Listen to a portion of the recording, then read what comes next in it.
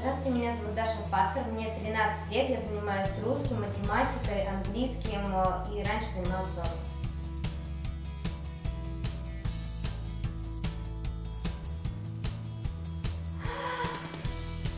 О, какой хорошенький! Ань, можешь потрогать? Какой хороший. Какая порода? Овчарка. Ой, мам, подожди, 3 странички осталось. Секундочку, тут совсем чуть-чуть. Секунду, 2 странички уже, все. И я страшно спать, я уже искупалась. Секунду. Вот, посмотри.